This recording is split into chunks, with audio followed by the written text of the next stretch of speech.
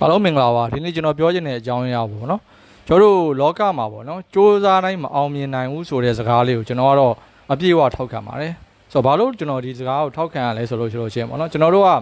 လူတိုင်းကပညာသင်ကြတယ်အလုပ်လုပ်ကြတယ်ကျွန်တော်ဘဝရည်တည်မှုအားလုံးဆောင်ရွက်ကြဒါပေမဲ့ကျွန်တော်တို့ရွေးချယ်တဲ့လမ်းကြောင်းကျွန်တော်တို့ရဲ့ဘဝရည်တည်မှုအခြေအနေကျွန်တော်တို့မိဘတွေရဲ့အခြေအနေအစုံပေါ့နော်ကျွန်တော်တို့မှာရှိတဲ့အခြေအနေအားလုံးကကျွန်တော်တို့ရဲ့ရေရှည်သွားမဲ့ကိုယ့်ရဲ့အသက်မွေးဝမ်းကြောင်းကိုယ့်ဘဝရည်တည်မှုသူများကြိုးစားသူများအောင်မြင်နိုင်ကိုကအောင်မြင်ဖို့ဆိုတော့ကိုယ့်ရဲ့ဟိုးအရင်ငယ်စဉ်အခြေအနေတွေနောက်ကိုသင်ရတဲ့ပညာရည်ချင်းတွေနောက်ကိုယ့်ရဲ့ပေါ့နော်လှုပ်ဆောင်မှုအချက်လက်တွေကိုဒါပေမဲ့ပုံမှန်ပေါ့နော်တကယ်တော့ကျွန်တော်တို့အောင်မြင်ခြင်းနဲ့တိုးတက်ခြင်းနဲ့ဆိုလို့ရှိရင်တော့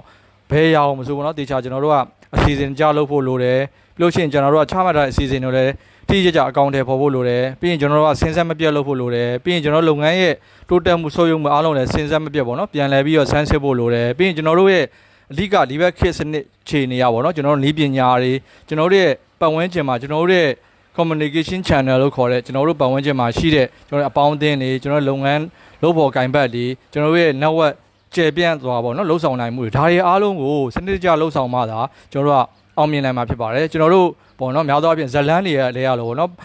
ငယ်စဉ်တော့ဆင်းရဲနော်ပြီးတော့ကျွန်တော်တို့ကဇလန်းအလဲလောက်ကြတော့ကျွန်တော်တို့ကကဲတင်ရှင်ပေါ်လာပြီးချမ်းသာပြီးရင်ကျွန်တော်တို့ကဇလန်းအဆုံးကြလို့ရှိရင်ကျွန်တော်တို့ပြန်ပြီးတော့အကလေးစားချေဆိုတဲ့ဇလန်းမှာပဲရှိတဲ့အခြေအနေတွေကိုကျွန်တော်တို့ကများသောအားဖြင့်ပေါ့နော်အမှန်လို့ယူဆလို့မရပါဘူးကျွန်တော်တို့ရဲ့ဘဝကျွန်တော်တို့ရဲ့ယက်တီချက်ကျွန်တော်တို့ရဲ့စူးစမ်းဆောင်ရွက်မှုဒါမျိုးတွေပေါ့နော်အားလုံးရဲ့စင်ဆက်မပြတ်လှုပ်ဆောင်လာတဲ့အချက်လက်တွေစင်ဆက်မပြတ်စူးစမ်းဆောင်ရွက်မှုတွေရတာကျွန်တော်ဘဝကိုပေါ့နော်တိုးတက်အောင်မြင်နိုင်တယ်လို့ပြောကြရတယ်ကျွန်တော်ပြောကြချက်များအားလုံးနေ့စဉ်နားထောင်ပေးကြရတူတယောက်ချင်းအားလုံးအများကြီးကျေးဇူးတင်